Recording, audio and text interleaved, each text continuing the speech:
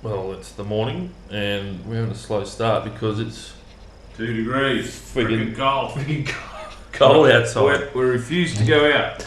It's probably the coldest morning we've had, and we're sort of back in civilization. Yeah. So yeah, and our air conditioner's fucking shit itself. So we've got the little heater over there on the ground to try and warm up the place because she's got no insulation, this place.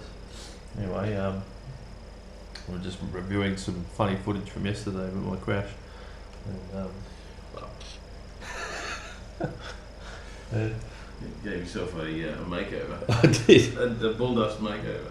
Yeah, it's good for your skin, right? Apparently.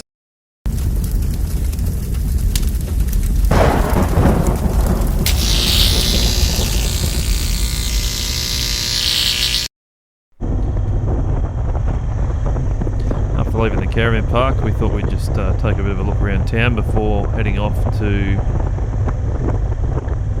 our next destination. So we're just heading up this up to the lookout here, on top of the mine, basically. Just looks like a big pile of dirt, really. You can see there's some old brickwork and stuff.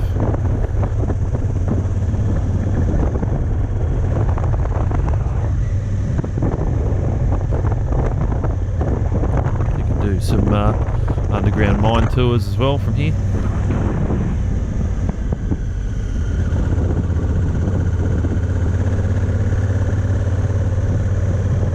Broken Hill's a pretty famous town in southwest New South Wales. It was built around mining, of course, and its history goes back as far as the 1800s. In actual fact, it was the birthplace of the giant that is BHP Billiton. In 1883, silver and lead were found and mining commenced a few years later under the name of Broken Hill Proprietary Company. But BHP ceased to operate in 1935, but other mining companies continued on. And even, in fact, the whole town was heritage listed in 2015 and is commonly known as the Silver City.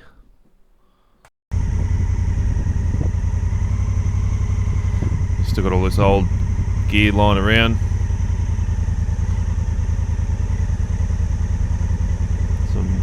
Some man cages and little carriages for the little trains. A whole bunch of cool stuff. That looks like a little kid's toy cart. Oh yeah, pretty cool stuff to see the history. Big old winch. Yeah, very cool.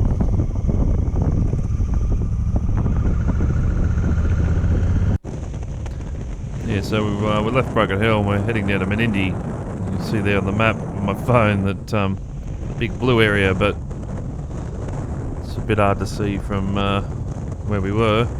It's like, where is it?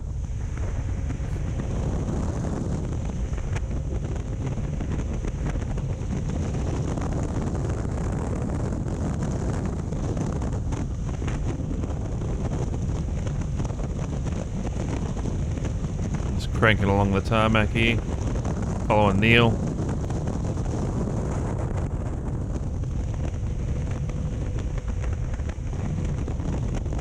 Coming up to a railway crossing here, so even though there's lights on the crossing, you always check for trains, always.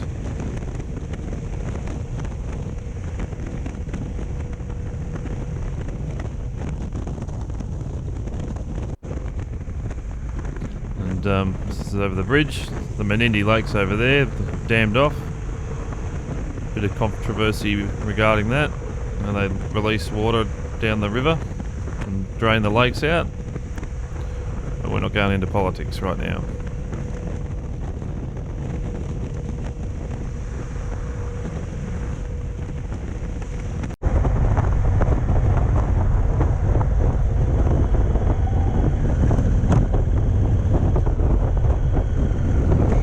Menindee. Servo.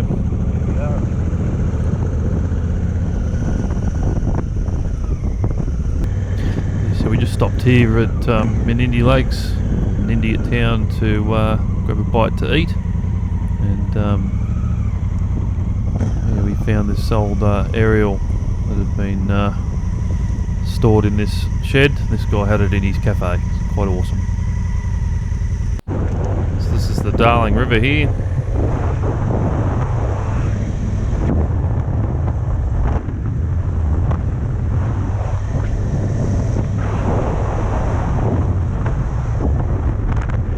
Sheep.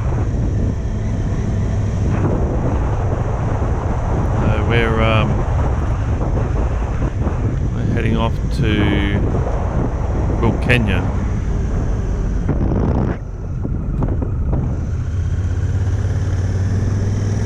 Well, I noticed there was no KTM following us.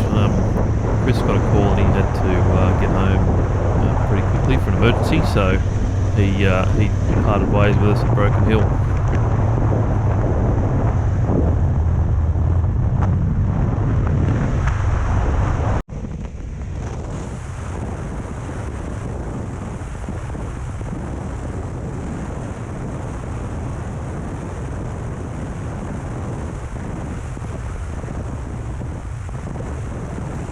So yeah, we're just cranking along on Kenya Menindee Road, which basically follows the Darling River between Menindee and Kenya, obviously. This section of the road was a fair bit of loose sand and spots.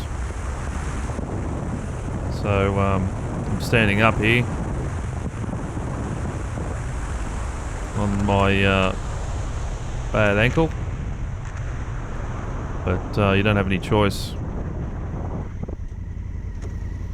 It was still very enjoyable.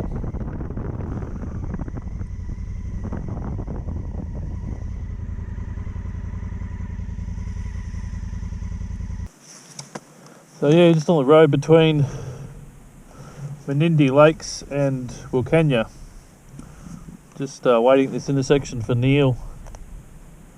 I'm sure he knows the way, but I still like to maintain convoy procedure. I think it's the right thing to do. I mean, even out here, there's plenty of greenery, but it's still just desert, really. It's just yeah, very remote.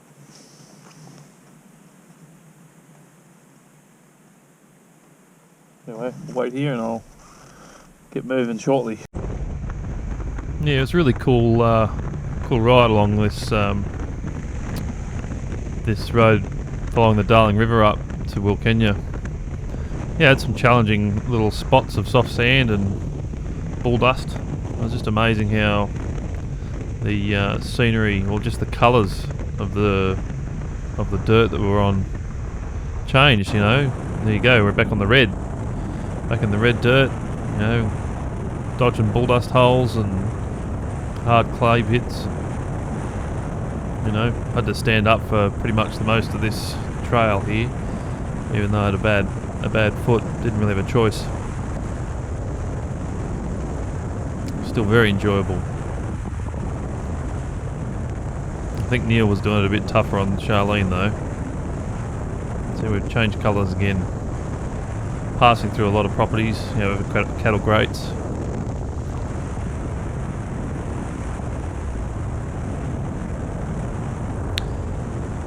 And yeah, so what did keep happening was on the trip down from sort of Birdsville down to the lake, we were encountering a lot of side wind and really hard and harsh wind gusts.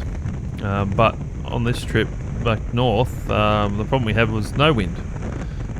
So what that does is doesn't blow the dust away. So even though we all had intercom communications between each other, we couldn't be close enough for that to work because of the dust.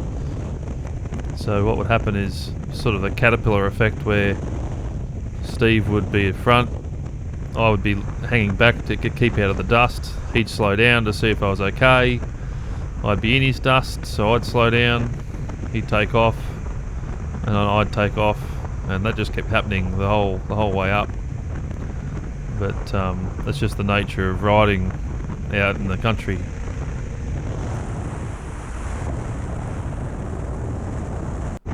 You can really notice here how good the windscreen and the deflector is working on the front of the Africa Twin here. So you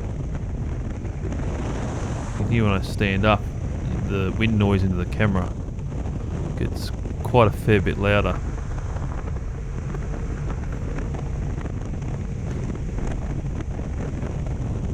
Still got little bits of green patches of growth on the side of the road. And we're coming up to this tuna section here with the main road, where we've seen a little ute carrying along a KTM.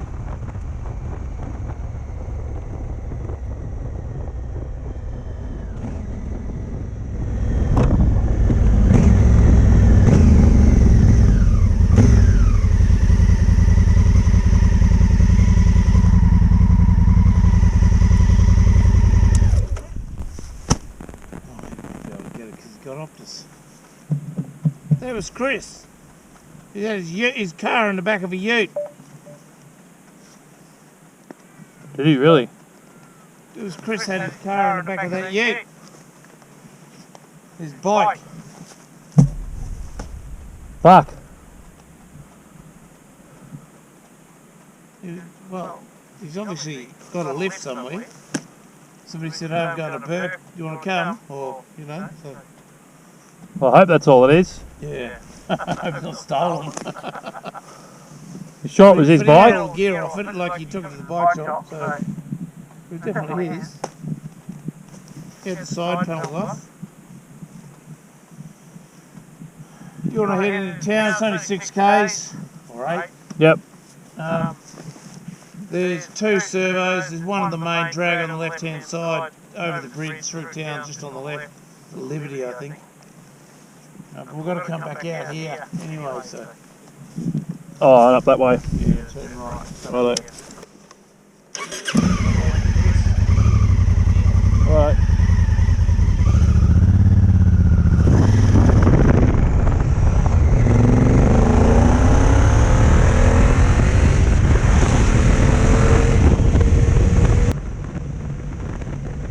So after I filled up with some fuel at Wilkenya, we actually parted ways with Neil. He decided he'd had enough of soft sand and bull dust holes, so he decided he was going to go home via the tar, and he headed off from Wilkenya off to Cobar. So it was just the two Hondas remaining.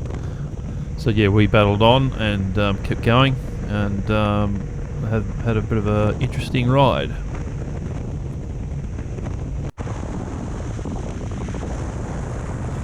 And the landscape just keeps on changing. On this really loose white gravel up through here, and these big mud flats. So you can imagine what it'll be like when it's actually wet. You just would not be able to travel through here at all. It was, just felt like you're back in the desert. But really, we're just in southwest New South Wales.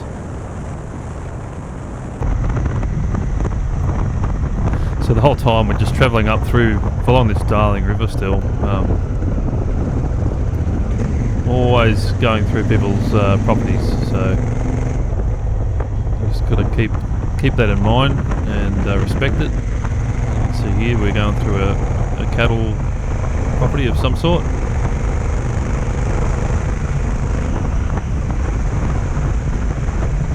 Pretty well maintained road through here. It was quite a nice piece of the road, but other sections were really loose and deep sand, so you had to really be careful. So just coming up on an intersection, and just ahead a farmer working on a cattle grate. Got his backhoe out. You always give them a wave because, yeah, people. It's nice to see other people when you're travelling along these isolated back roads. Also a bit of a sign of respect.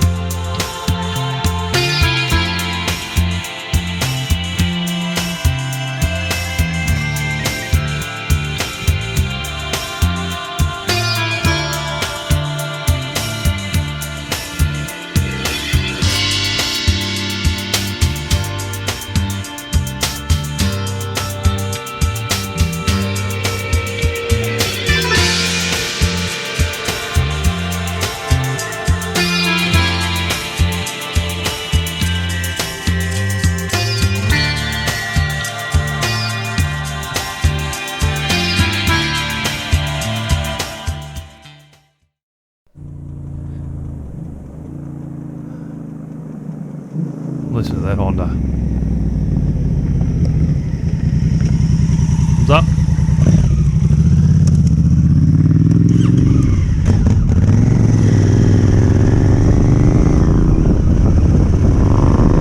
So just taking on this hard top and over a little bridge, and we're in Tilpa.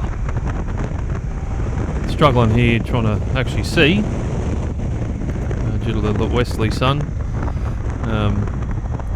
We do like to get off the road a fair bit before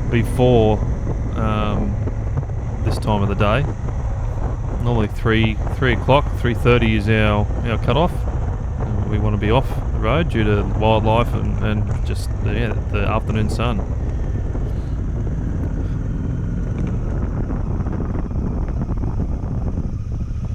This was a fantastic little place. You wouldn't think it, looking at there's absolutely nothing here, but I really enjoyed our stay here.